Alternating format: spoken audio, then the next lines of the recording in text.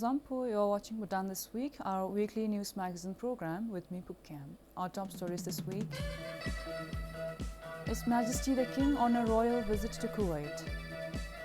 His Royal Highness Kejimi Namgyalwangchuk receives royal charter for establishment of Gelifu Mindfulness City. And people feeling the pinch of new property tax. His Majesty the King, while on a royal visit to Kuwait, was received by His Highness Sheikh Mishal Al Ahmad Al Jabbar Al Sabah, the Amir of Kuwait. His Majesty also met with the Prime Minister of Kuwait, His Highness Sheikh Dr. Mohammed Sabah Al Salem Al Sabah. His Majesty graced a lunch hosted by the former Prime Minister of Kuwait, His Highness Sheikh Nasir Al Mohammed Ahmad Al Jabbar Al Sabah. Bhutan and Kuwait share exceptionally warm and friendly relations and marked the 48th anniversary of diplomatic ties in 2023. In a special ceremony befitting the profound significance of the occasion of the Lunar New Year, His Royal Highness Kejimi Namgyalwangchuk received the Royal Charter for the establishment of Gelifu Mindfulness City Special Administrative Region from the sacred Machelhaga in Punakazong.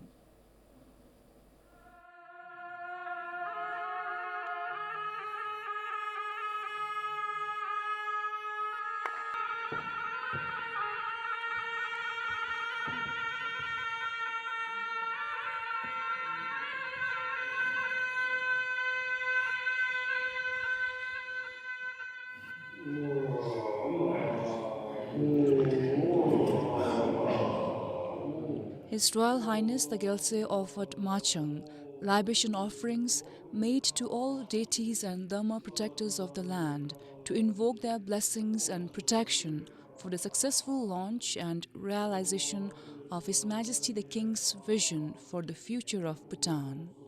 The machang offerings were made before the Shabdung Kamsum Zenan.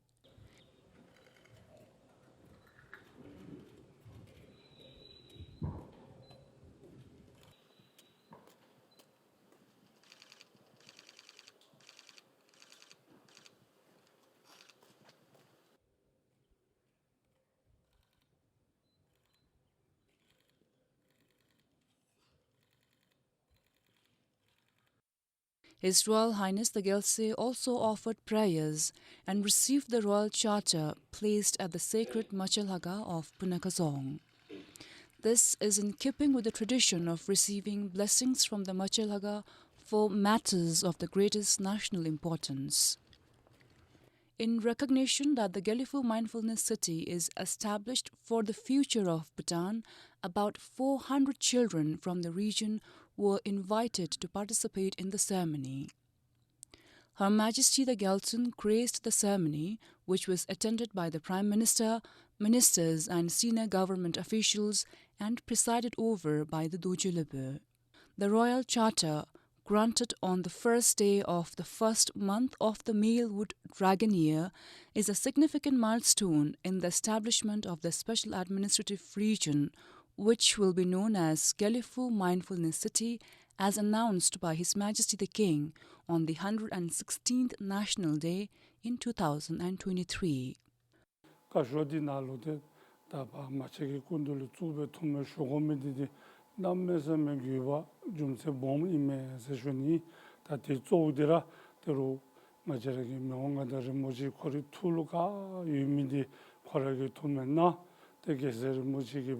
te tumena jedi gibe pa pu te pa yujile te cha na kame pu te tumena be plani kashodi ne be zigomi tona di te jumse na me same bom ime danga jindu ge gabdina le gato do ki tondo penjo de su kon le kon ba be na ni gi jumse le tundi gibe de be zigo ime se juni te dangi male te la kachi khache do to beru danga ja me rinju수게 처럼 돈면데 팔레베 제베베 남이 아니 좀베 다다레 당가자라 때 다레게 가쇼데 바 좀나 다델레베베 시나데마 길레부기 벤조르디수 남이 섬메 야게 조고비기 돈면다 제디기베 되게스르 무지게 지능오미기 되는 좀 세드라 뭐마드라니 세션베. His Royal Highness Kesab Jimmy Dojibongchuk graced the inauguration of the new Secretariat Building of the Bhutan Trust Fund for Environmental Conservation in Thimphu recently. His Royal Highness was accompanied by Prime Minister Sringtopke.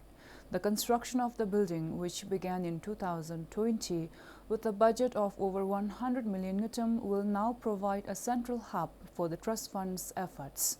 The Bhutan Trust Fund for Environmental Conservation is the world's first environmental trust fund, established in 1991 as a collaborative venture between the government, the United Nations Development Programme and the World Wildlife Fund. The Dojulabe of the Jundasa conferred that to the newly appointed Tenu and Lums of Dodezon and Lanyeka Gunzin Dasa. They were conferred that in Punakazong on Tuesday.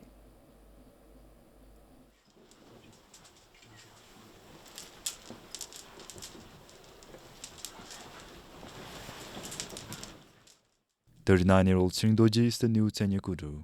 He is from Punakha and began monkhood at the age of 7. He completed his studies from Tango Dorden Dashta Buddhist University. Before the appointment, he served as a kanjub at the Utsigyenkha in Punakhazong. 45-year-old Sikidoji from Wandifodra is the new lum at Dodezon at Dawakha in Paru. He was enrolled in monastic school at the age of 10 and completed his studies from Tango Buddhist University. He underwent a 3-year retreat at Pelgiri Gyomba above Cheri Monastery in Thimphu. He served as a vice principal at Pochu Tumra Central Buddhist Primary School in Punakha. And the new lum at Lanyaka Ginzirasa in Chuka is 35-year-old Teledoji from Bumta. He began his monkhood at the age of 8 in Bulitrasa in Bumta. Later, at the age of 15, he joined the Yundrasa and completed his studies from Tango Buddhist University. He underwent his 3-year retreat at Samdra Gyomba in Chuka. For Changadoji in Punakha, Karmasamtan Wangda, PBS News. The government has formed a committee to formulate the implementation of the 15 billion ngutam economic stimulus plan. According to the Prime Minister, the committee, which has already started works, will plan, prioritize and make regulations on how the 15 billion ngutam will be spent. The Prime Minister emphasized that the economic stimulus plan is important for revitalization of the economy. On the first day in office, a committee to formulate the implementation plan of 15 billion ngutam economic stimulus plan was established. The task force has started the works. They have the responsibility to plan, prioritize and make regulations on how it will be used. They will report it to us soon.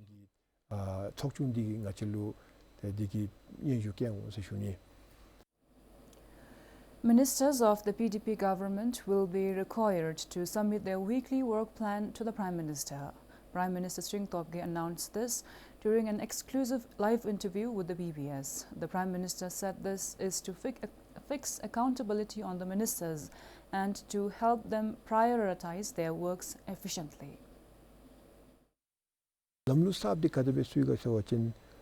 We have initiated a new system. All the ministers will have to prepare weekly plan for the coming week, like what kind of work and results will be done in that week. Along with that, they have to show the results of the work done in the previous week and reason out if any work did not go as expected. This is to help the ministers in prioritizing the works in the coming week. Secondly, I have to assess and fix accountability on them, and that can be done looking at their plans and results. So with that, it would not take even a year to assess and see whether the ministers are capable or not.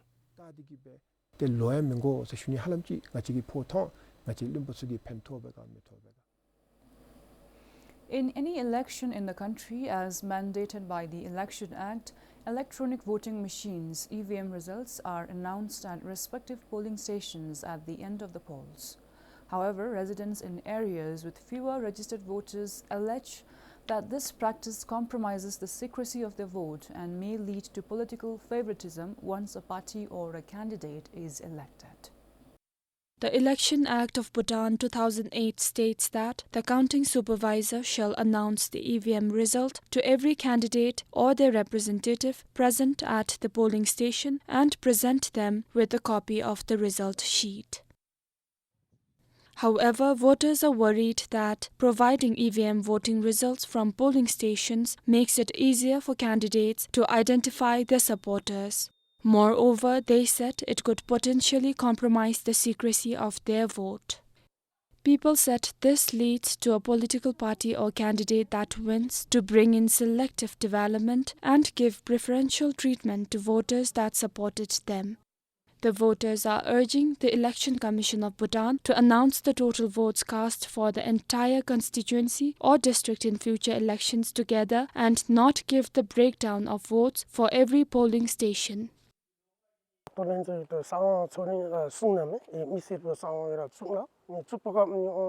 election office makes sure we cast our votes secretly, but at the end of the day, they declare the results.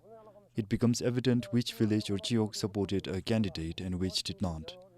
So, once the candidate gets elected, it becomes a problem.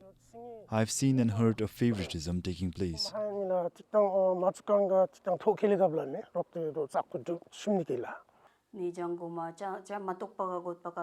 Since I have participated in local government elections, I can say that the candidate can know who has supported and who has not supported from a particular area while announcing the result.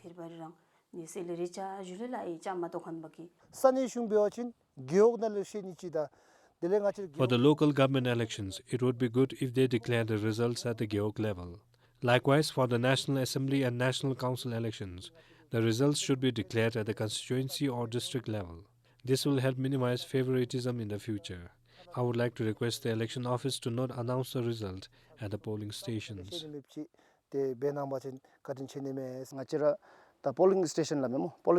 In a small community, if there are 40 voters and if 10 of them vote for the winning candidate, the candidate tend to know who voted for him or her and who haven't when results are declared at the polling stations.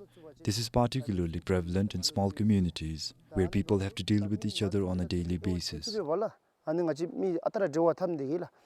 To this, the Election Commission of Bhutan said, since no polling station in the country has less than 100 registered voters, it is impossible to identify the supporters from non-supporters. The Commission also said that the votes cast will remain confidential. We are declaring our election results at a polling station is we believe in transparency. So transparency, how many votes each party or the candidate secured in from each polling stations. So this becomes more transparent. And unless somebody tells that I voted for party A or a candidate A or a party B or a candidate B, nobody will know. Despite rural people asking the Commission to revisit the current practice of declaring voting results, the ECB says the Commission will continue to declare EVM results at the polling stations as mandated by the Election Act. With additional information from Sonam Darge in Tashikan, Kinzang Haden, PBS News. If public grievances are anything to go by, the 21-day annual leave implemented by the Royal Civil Service Commission RCSC is impacting public service delivery. People are raising concerns about delays and difficulties in accessing essential services as many civil servants take annual leave at once. In response, the RCSC says individual agencies are tasked with efficient management of annual leave to prevent and minimize disruptions and to ensure uninterrupted public service delivery.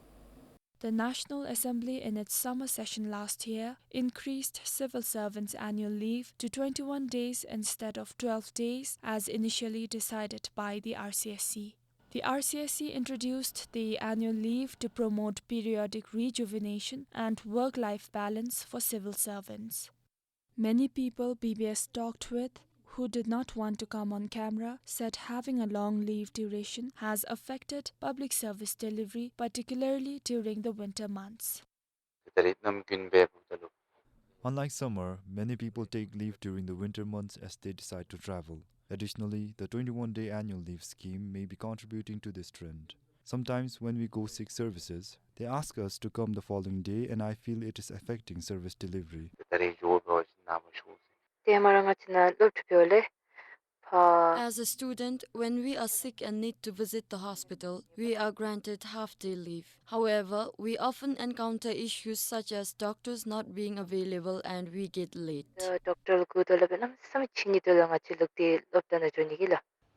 As for the Jigme-do Juangchu National Referral Hospital, the medical superintendent said that despite various department heads managing the hospital staff's annual leave, employees resigning has made it harder for efficient service delivery. Meanwhile, the RCIC said that agencies should ensure that employees going on leave are managed in such a way that service interruptions are avoided. We are delegating this authority to the agencies themselves so that they plan it and they manage it with minimal disruption to service delivery.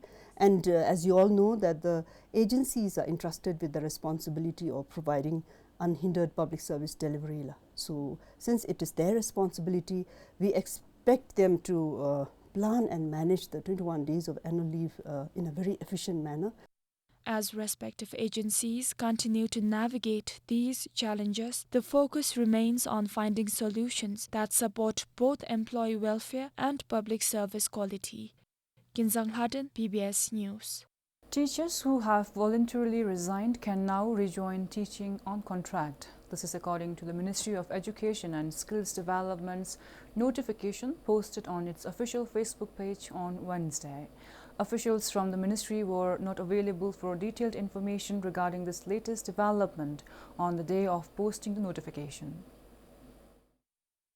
To rejoin the service, the resigned teachers should not cross the superannuation age of 60 years, not be terminated or compulsorily retired on disciplinary grounds, and should complete a year of cooling period if they had participated in political activities. According to the notification, the candidates should be willing to serve at any location depending on subject requirements.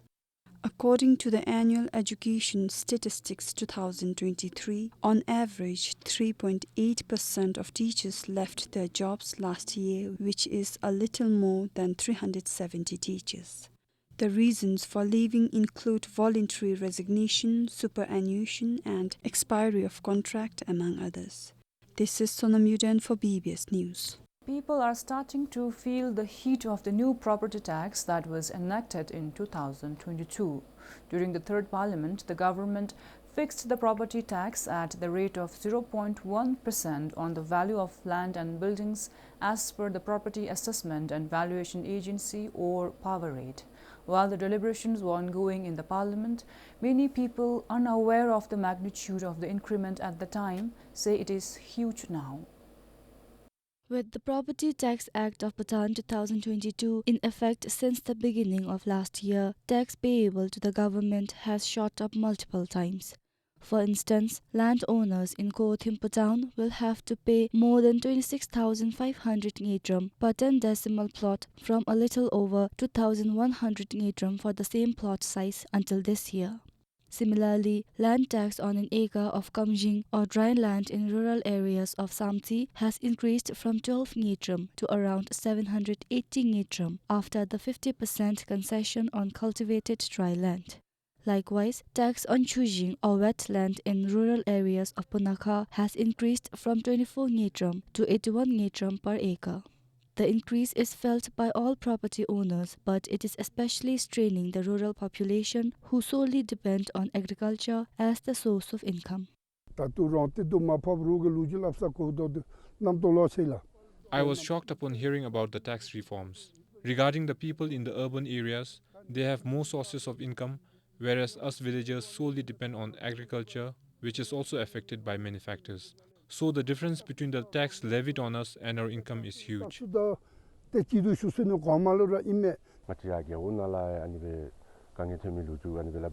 I've heard about the problems people are facing in our Gyog due to the tax increment. It is very worrisome for being a farmer with no alternate income. The former Finance Minister Namgit Singh, during the deliberation on the new property tax in the parliament, said the rate was fixed in accordance with international best practices on property taxation, where the rate is not too heavy for the taxpayers and one which would allow the government to implement it smoothly. He also said the rate is one of the lowest not only in the region but globally as well. The tax rate is not kept based on the market value of properties, as it will be much heavier. So it's in accordance with the power rate. Before, it used to be based on the size of the land, but now it's based on the value of land and house.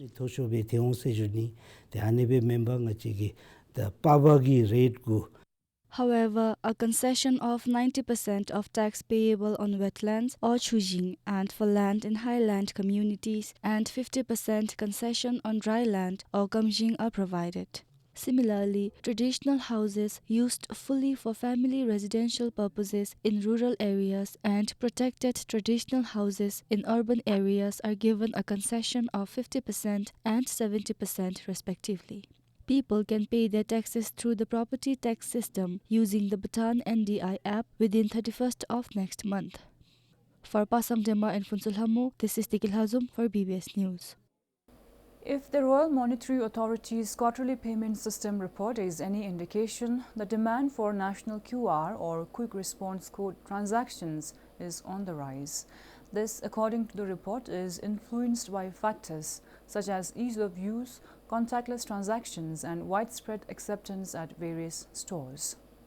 The data indicates an exponential growth of the use of QR code transactions, both in terms of value and volume in the last 4 years. In terms of volume, from a little over 2 million in the fourth quarter of 2020, the QR code transactions increased to more than 27 million in the fourth quarter of 2023. According to the report, transactions made using QR code increased significantly in the fourth quarter of 2021. QR code payment increased from around 2 million transactions worth close to 2.5 billion item in the fourth quarter of 2020 to more than 13 million worth over 12 billion item during the same period in the following year. The report highlights that there is continued growth in value, which increased to almost 25 billion item last year. In terms of the number of businesses using the QR code, Thimphu recorded the highest registration of over 600 in the fourth quarter of last year. This is followed by Samtsi with 206 merchant registrations. Gasa and Dagana saw the least registration of merchants. According to a payment toolkit study by the World Bank, the use of QR codes has increased during the COVID-19 pandemic as payments made via QR codes limit person-to-person contact and interaction and help comply with social distancing norms adopted to prevent the spread of the virus during the pandemic. Samtin Dolkar, BBS News. That's all we have for you for this week. Thank you for joining us.